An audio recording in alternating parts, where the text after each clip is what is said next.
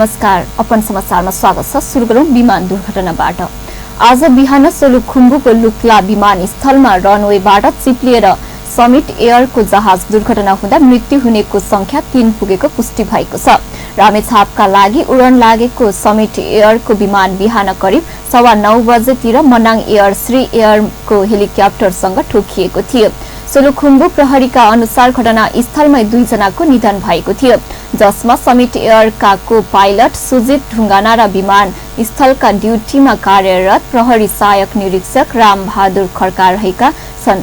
त्यस्तै सोही विमानस्थलमा ड्युटीमा रहेका अर्का सुरक्षाकर्मी रुद्र बहादुर श्रेष्ठको उपचारका लागि काठमाडौँ स्थित ग्रान्डी अस्पतालमा पुर्याउँदा मृत्यु भएको जनाएको छ। घटनामा घाइते भएका मनाङ एयरका क्याप्टेन चेत बहादुर गुरुङ, मनाङ एयरकै कर्मचारी लाक्पा शेर्पा र समिट एयरका क्याप्टेन रविन्द्र बहादुर रोकायाको काठमाडौँमा ग्रान्डी अस्पतालमै उपचार भइरहेको छ। उनीहरूको अवस्था खतरा मुक्त रहेको अस्पतालले जनाएको छ। समिट एयरको कल साइन 9 AMH विमान उड्ने क्रममा रनवेबाट अचानक दायाँ मोडिएर हेलिकप्टर पार्किङ गरेको स्थानमा जोतिएको थियो। सो विमान सुरुमा मनाङ एयरको हेलिकप्टर र त्यसपछि श्री एयरको हेलिकप्टरसँग ठोकिएको प्रत्यक्षदर्शीले बताएका छन्। समिट एयरमा रहेका 4 जना यात्रुको अवस्था सकुशल रहेको छ। दुर्घटनाको कारण खुल्न सकेको छैन। क्षतिको यकिन विवरण समेत आउन सकेको छैन। घटनामा अनुसन्धान जारी रहेको प्रहरीले जनाएको छ। सर्लाहीको लालबन्दीमा बस दुर्घटना हुँदा 3 जनाको मृत्यु भएको छ र 29 जना घाइते भएका छन्। पूर्व पश्चिम राजमार्ग अन्तर्गत सर्लाहीको लालबन्दी नगरपालिका 1 स्थित सडक खण्डमा आज बिहान बा 3 ख 1318 नम्बरको बस पल्टेर दुर्घटना भएको प्रदेश 2 प्रहरी कार्यालय जनकपुर धामले जनाएको छ। प्रदेश 2 प्रहरी कार्यालयका प्रवक्ता दान बहादुर थापाका अनुसार दुर्घटनामा सुनसरीको रामधुनी नगरपालिका 9 का 40 वर्षीय श्रीकान्त चौधरी, सुनसरीकै दुहबी नगरपालिका बस्ने 23 वर्षीय अनिल अराब र मोरङको बुढीगंगा गाउँपालिका 6 बस्ने 22 वर्षीय बबली राउत रहेका छन्। उनीहरूको लालबन्दी स्थित सिटी केयर अस्पतालमा उपचारका क्रममा मृत्यु भएको प्रहरीले जनाएको छ। घाइते मध्ये 4 जनालाई विराटनगर र बाँकीको सोही अस्पतालमा उपचार भइरहेको प्रहरीले जनाएको छ। जोशी हाइड्रो पावर सिन्धुपाल्चोकमा काम गर्ने मजदुरहरू बस रिजर्भ गरेर जाने क्रममा दुर्घटनामा परेका हुन्। आजबाट नयाँ वर्ष 2076 सुरु भएको छ। नयाँ वर्षको पहिलो दिन वैशाख 1 गते आज देश विदेशमा बस्ने नेपालीहरूले एक आपसमा शुभकामना आदान प्रदान गरी मनाइरहेका छन्। नयाँ वर्षको अवसरमा सरकारले सार्वजनिक बिदा समेत दिएको छ। नयाँ वर्षको अवसरमा राष्ट्रपति, उपराष्ट्रपति, प्रधानमन्त्री, सभामुख र विभिन्न राजनीतिक दलका नेताहरूले देश विदेशमा रहने नेपालीहरूमा शुभकामना व्यक्त गरेका छन्। आज पर्यटकीय क्षेत्रहरूमा विशेष चहल पहल छ। नयाँ वर्षको अवसरमा पिकनिक खान जाने, विभिन्न स्थानमा घुम्न जाने, साथीसँगी भेला भएर रमाइलो गर्ने र मन्दिरमा गएर पूजा गर्ने नेपालीहरूको प्रचलन छ। नयाँ वर्षको दिन पशुपतिनाथ मन्दिरमा दर्शनार्थीको घुइँचो छ।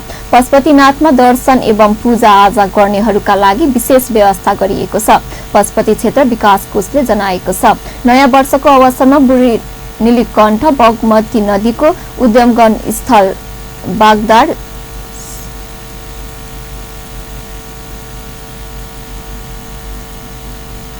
सूर्य मीन र पशुपतिबाट मेष राशिले प्रवेश गर्ने वैशाख संक्रान्तिका दिन मनाइने नयाँ वर्ष स्नान दान गरेमा पाप पखालिनै पूर्ण कमाइने धार्मिक विश्वास रहेको छ।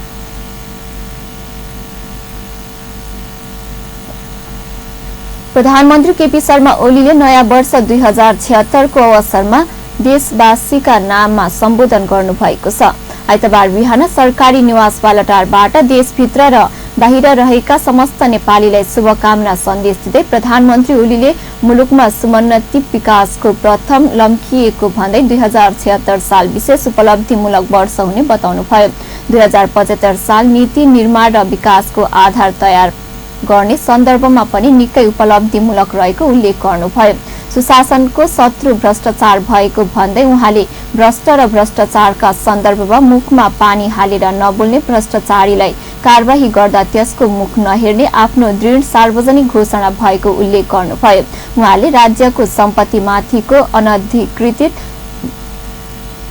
दोहनलाई सरकारले छुट्न नदिने बताउनुभयो। भ्रष्टाचार विरुद्धको लडाईँ चुनौतीपूर्ण भएकाले लामै समय लिने भए पनि जुनसुकै मूल्य चुकाएर भए पनि भ्रष्टाचार उन्मूलन गरी छाड्ने अभियानमा आफू प्रतिबद्ध रहेको बताउनुभयो। समृद्धिको पूर्व शर्त शान्ति भएको भन्दै उहाँले शान्तिका लागि बितेका वर्षमा मुलुकको राजनीतिक रूपले महत्वपूर्ण उपलब्धि हासिल गरेको दावी गर्नुभयो। उहाँले सीके राउतसँग भएको राजनीतिक सहमति निकै महत्वपूर्ण भएको उल्लेख गर्नुभयो। विश्रामपछि समाचारमा स्वागत छ। अब बाँकी समाचार। सरकारले नयाँ वर्ष 2076 को पहिलो दिनबाट देशैभर खोलौं बैंक खाता अभियान गरेको छ। समृद्धिसँग जोडौं नाता सबै नेपालीको बैंक खाता भन्ने नाराका साथ अभियान सुरु गरिएको हो। यस अभियानले औपचारिक शुभारम्भ प्रधानमन्त्री केपी शर्मा ओलीले आइतबार काठमाडौँको राष्ट्रिय सभागृहबाट गरेका छन्। वित्तीय समावेशिता, वित्तीय पहुँच र वित्तीय साक्षरता समृद्ध नेपाली सुखी नेपालीको आधारमा स्तब्ध भएको र यसको पहिलो खुड्किलो बैंक खाता हो भन्ने निष्कर्ष सहित सरकारले बैंक खाता खोल्ने अभियान सुरु गरेको हो। बैंक खाता खोल्दा कुनै पनि शुल्क लाग्ने छैन, बरु आफैले खोलेको खातामा वाणिज्य बैंकहरूले नै सामाजिक उत्तरदायित्व अन्तर्गत 100 रुपैयाँ जम्मा गरिदिनेछ। जनकपुर धाममा प्रदेश स्तरीय नाटक एवं चलचित्र सांस्कृतिक महोत्सव शुरू भएको छ। रङबाटिका नेपालको आयोजनामा शुरू भएको 5 दिवसीय महोत्सवमा प्रदेश 2 का मैथिली, अवधी, बङ्गी, भोजपुरी, नेपाली सहितको भाषाहरूमा नाटक एवं चलचित्र प्रस्तुत हुने आयोजक समितिका संयोजक रङ्गकर्मी एवं पत्रकार उपेन्द्र भगत नागवंशीले बताए। महोत्सवमा प्रदेशका सबै जिल्लाबाट स्थानीय मौलिक भाषामा नाटक मञ्चन गर्न आमन्त्रण गरिएको छ। हिजो जनकपुर धाम उपमहानगरपालिकाका प्रमुख लाल किशोर शाहले महोत्सवको समुद्घाटन गरेका छन्। महोत्सव वैशाख 4 गतेसम्म चल्नेछ। अपन टेलिभिजनका समाचार प्रमुख सहित 2 जना अपन टेलिभिजन कर्मी द 100 हिरोज अफ मधेस अवार्डबाट सम्मानित भएका छन्। मधेस पत्रकार समाजले ललितपुरमा शुक्रबार साँझ गरेको समारोहमा द 100 हिरोज अफ मधेसको अवार्डबाट अपन टेलिभिजनका समाचार प्रमुख अजय शाह शिवाली र समाचार वाचक तथा संवाददाता पूरण शाह अवार्डबाट सम्मानित भएका छन्। शिवाली र शाहलाई पत्रकारिता क्षेत्रमा योगदान गरे बापत सम्मान गरिएको हो। त्यस्तै सामाजिक अभियन्ता सरोज राय, सामाजिक अभियन्ता सीताराम कटेल धुर्मुस, सामाजिक अभियन्ता तथा सांसद राम आशिष यादव, सामाजिक अभियन्ता तथा युवा नेता सरोज मिश्र र द भिजिट मधेसका ओम प्रकाश सराफले अवार्ड प्राप्त गरेका छन्।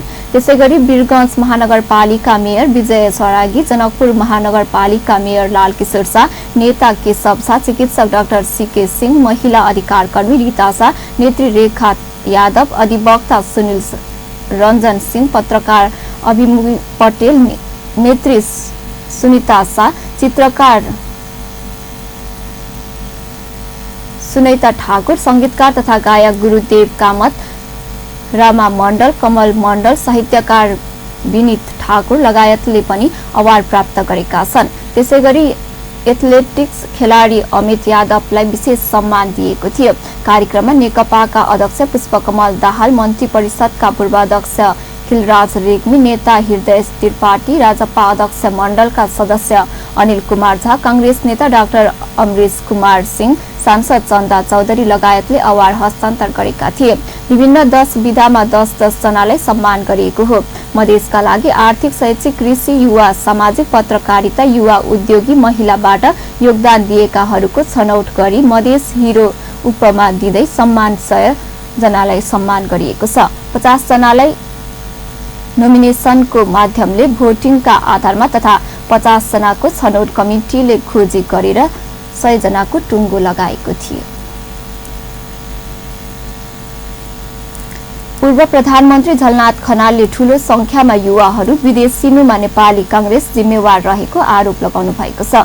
काठमाडौँ महानगरपालिका वडा नम्बर 15 ले नयाँ वर्षको सन्दर्भमा शनिबार भुइँखेलमा गरेको कार्यक्रममा सत्तारूढ दल नेकपाका नेता एवं पूर्व प्रधानमन्त्री खनालले सरकारको नेतृत्वमा रहेको बेला नेपाली कांग्रेसले केही गर्न नसकेका कारण युवा जनशक्ति विदेश सिनु बाध्य भएको बताउनु भएको हो।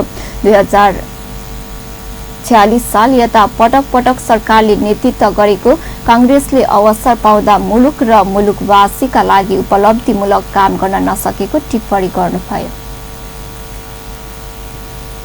हामी गर्छौं भनेर अहिले गफ लगाउन थाल्नु भएको छ, तर 46 साल पछाडि अवसर प्राप्त भएको होइन, पटक पटक बहुमत प्राप्त भएको होइन, तर के गर्नुभयो?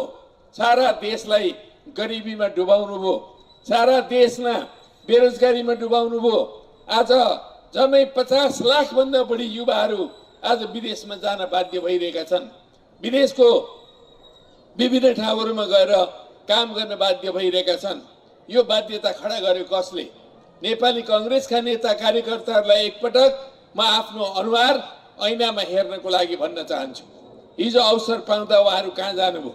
अनि अहिले यो नेपाली कम्युनिस्ट पार्टीले नेतृत्व गर्ने कार्यक्रममा काठमाडौँ महानगरका मेयर विद्यासुन्दर साख्याले महानगरको शान्ति सुरक्षा कायम गर्दै सभा स्वच्छ हराभरा बनाउनका लागि विशेष अभियान सुरु गरिएको बताउनुभयो। कार्यक्रममा उपमेयर हरिप्रभा खड्कीले ढल निकास खानेपानी विद्युत लगायतलाई महानगर मतहत नराखेसम्म महानगरको समुन्नत विकास गर्न नसकिने बताउनुभयो। कार्यक्रममा नागरिकका लागि निशुल्क स्वास्थ्य परीक्षणको व्यवस्था मिलाउन सामुदायिक स्वास्थ्य सेवा परिषदलाई 12 लाख रुपैयाँ चेक हस्तान्तरण गरिएको थियो। राजधानीमा सञ्चालित चिकन स्टेशन खाजा पसलमा अखाद्य तेलको प्रयोग भएको पाइएको छ। खाद्य प्रविधि तथा गुण नियन्त्रण विभागले शनिबार गरेको बजार अनुगमनका क्रममा काठमाडौँ महानगरपालिकाको सितापाइला स्थित चिकन स्टेशनमा अखाद्य तेल प्रयोग भएको पाइएको हो।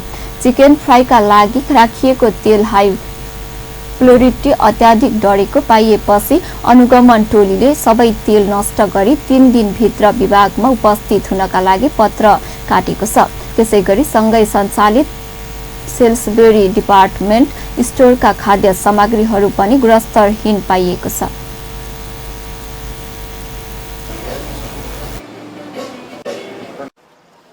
स्पोर्टमै उत्पादन स्थलमै निरीक्षण स्थलमै नमुना सङ्कलन गरेर खाद्य वस्तुहरू जुन उत्पादन बिक्री वितरण भएका छन् उनीहरूको स्थलगत रूपमा हामीले गुणस्तर विश्लेषण गरेका छौँ, परीक्षण गरेका छौँ। यही क्रममा माछापोखरी स्थित सूर्यदेव मिठाई पसल जुन कानुनी प्रक्रिया पनि पुरा नगरिकन सञ्चालन भएको अवस्था र खाद्य वस्तुमा मिसावट भएको र उपभोक्ता अधिकार अनुसन्धान मञ्चका अध्यक्ष माधव तिमल सिन्हाले अनुगमनका क्रममा गुणस्तरहीन खाद्य सामग्री फेला पर्नुको साथै सरसफाइमा कमी र कानुनी प्रक्रिया पनि पूरा नगरेको पाइएकाले नियामक निकायले अनुगमन तीव्र पार्नुपर्ने बताउनुभयो।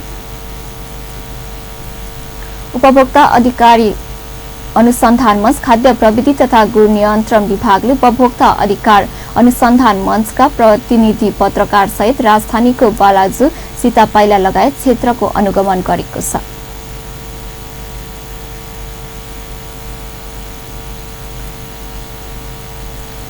हवस् त अहिलेलाई समाचार यति नै। पल पल खबर तेज नजर अपन टेलिभिजन हेर्दै गर्नुहोला। नमस्कार।